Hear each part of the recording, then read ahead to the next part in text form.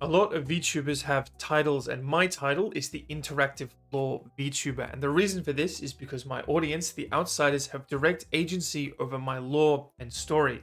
In this video, chat helps me reply to a letter from an evil demon intent on destroying humanity and tell me how they believe I should prevent this from happening. Alright, so I even have little summaries to read out at the start to catch you up. So we know Casta'a is a bit of a dickhead with a big ego. He won't be happy when he finds out we used him to lie about our whereabouts so that all the demons can find us less quickly. We responded saying, hey, look, humans have come and defeated me and I've had to run away, so I'm not in the house that you think I am anymore, even though I still am. So this is Casta''s reply to that letter. Jozef, which is who they think I am. To participate in human invention is Valkin's role. Must I remind you of your own plans? Have her try this email. Additionally, your displacement by humans is undeniably pathetic. You forget the power of the Valkyrie and forget the power of those you coordinate. The chosen one, some bitch unknown, and the first enforcer. Forgive me for brushing over him implying one of the demons we're dealing with is a chosen one of some kind. I knew that name. Casta'a is the first enforcer. That's the role that was forced on me. That's the jacket I'm wearing right now. I was forced to go around and quell rebellions. I was forced to fight the innocent for countless human years because this guy proved that system worked. He's the first one. He's the reason my life got turned upside down. I knew I recognized the name. I've met this guy. Well, time for him to have an accident. Yes. Look, I have maintained this whole time that it's very important to me that the resolution to what we do and the actions I take is entirely led by viewers, but I would very much like to fight Casta'a myself. That's my request. You don't have to listen if you think it's too dangerous, but this guy has had such a negative impact on my life. He is the template that I was forced to follow. If he's the first enforcer, then I'm going to be the last enforcer. I will be more careful in my dealings with humans if I must, but it's hard to believe this is the case. By what means did they overpower you? I hope your answer excuses your failure. Reassign him to some place where the US test explosives. Poison him with holy water. I mean, yeah, we can try.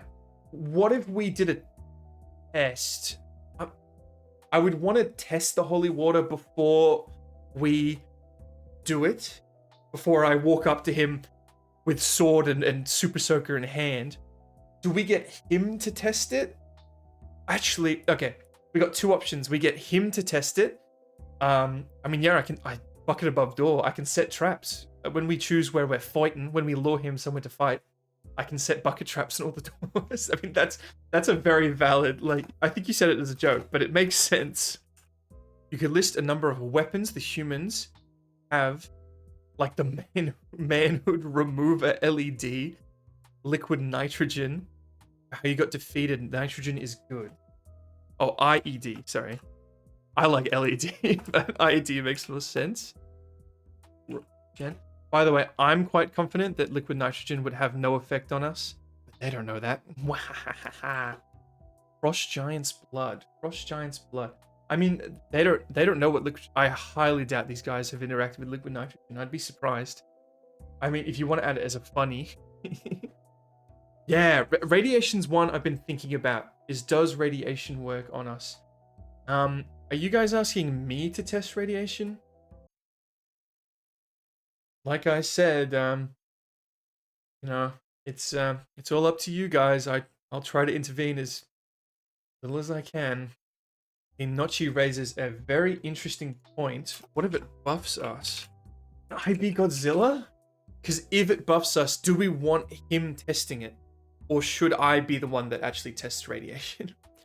Tell him that humans are irrational and the slightest provocation leads to them loving their combustion devices. It's also not a lie. Yeah, well, we did talk about the whole pacifism thing last time.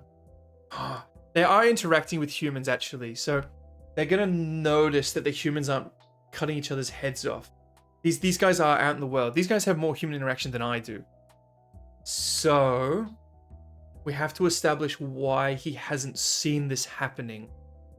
We could use human checkpoints for the weapons at doors in crucial human areas as an explanation. Okay, that actually does make a lot of sense because that is Valkin's role. Must I remind you of your own plans? So Jozef has given them roles to carry out, so they're probably in more important places. Tell them to look at airports. Ooh, that's good. That's clever. Tell them that the humans are sometimes carry the Frost Giant's blood in specialized bottles for consumption. Ooh. Casta'a, I was removed from the base by humans with extremely powerful weapons. I did some research and it seems that they used liquid nitrogen, microplastics, Frost Giant's bloods, a demon core, and manhood removing IEDs. The demon core emits the same energy they use for their technology, and they carry Frost Giant's blood with them in clear plastic containers. They often drink the Frost Giant's blood to power themselves up. I have found that much like us, humans are very volatile. It is not uncommon for them to carry the above weapons, however, they are often confiscated at workplace checkpoints. I have been told that these checkpoints are most apparent in airports. I'm ordering you to evidence this fact, as in most locations, they are hidden. Jozef.